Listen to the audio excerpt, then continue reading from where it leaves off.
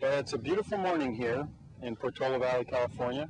We're on a job site that will turn out to be one of the greenest homes in this area.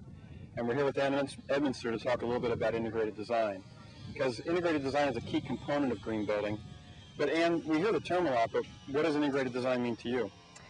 When I think of integrated design, I think of taking the opportunity to bring together all of the disciplines involved in a project early and often, so that there are opportunities to explore synergies between the disciplines, to benefit from the knowledge and wisdom and experience of all the disciplines, and perhaps above all, for each discipline to understand how his or her work interacts with that of the other professionals. So can you do a green building without integrated design? Oh, that's a good question. Yeah, I think you can. It's just harder. And so we talked a little bit about why integrated design. It sounds as though, in terms of getting a home that's really high performance, integrated design is critical.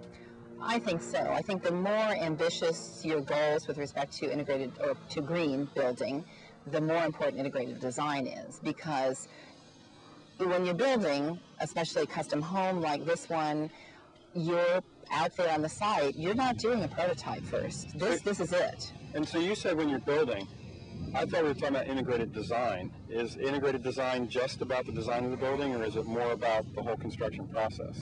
Well, it's interesting because integrated design is certainly the term we hear most often, and generally that's held to mean the interactions among the design professionals, so architect, structural engineer, mechanical engineer, lighting, electrical, landscape, and so on and so forth.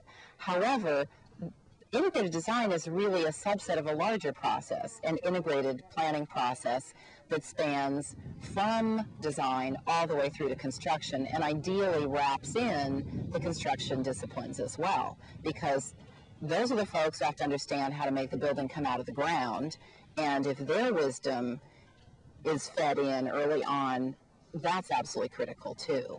So that's a little bit about the why of integrated design. How do you actually accomplish it in a project? How do you take and make it into a whole thing?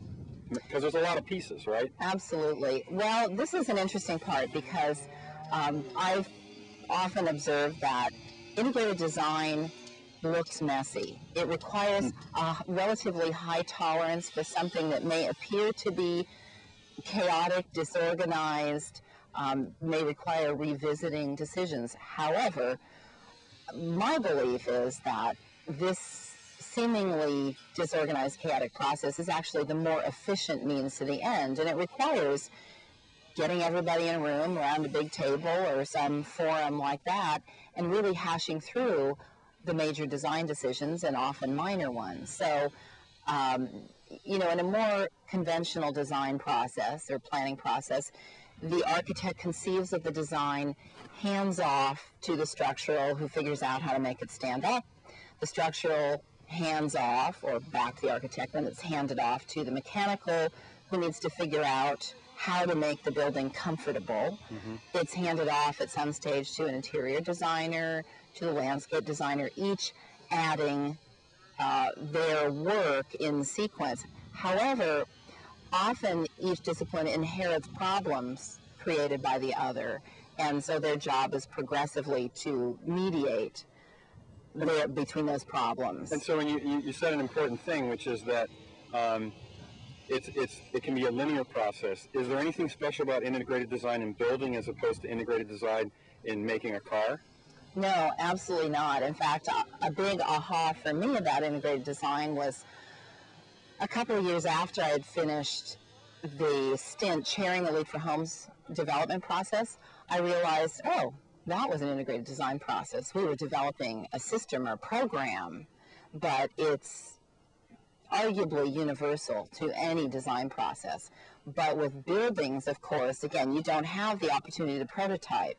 So you take your paper, you go out in the field, and you get one chance to get it right, or make mistakes and very expensively remedy those mistakes. So that's an interesting thing. You said expense. I mean, integrated design sounds like a pretty expensive process.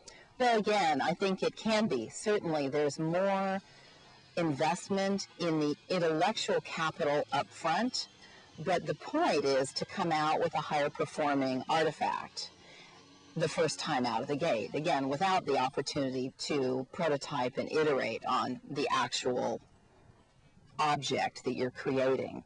And so it's a heck of a lot less expensive to learn and problem solve with people's time before you're dealing with this stage of construction than it is to get this far and then think, oh, gee, we should have thought about X. Yeah. And we didn't. We didn't work that out all the way. So, and of course, the higher your ambitions in terms of the green performance of a project, the more crucial that is, because you don't achieve efficiency or high levels of efficiency and performance by doing the same old things the same old ways. So integrated design is important on big small homes and small homes. This happens to be a rather large home, but just as important to have integrated design.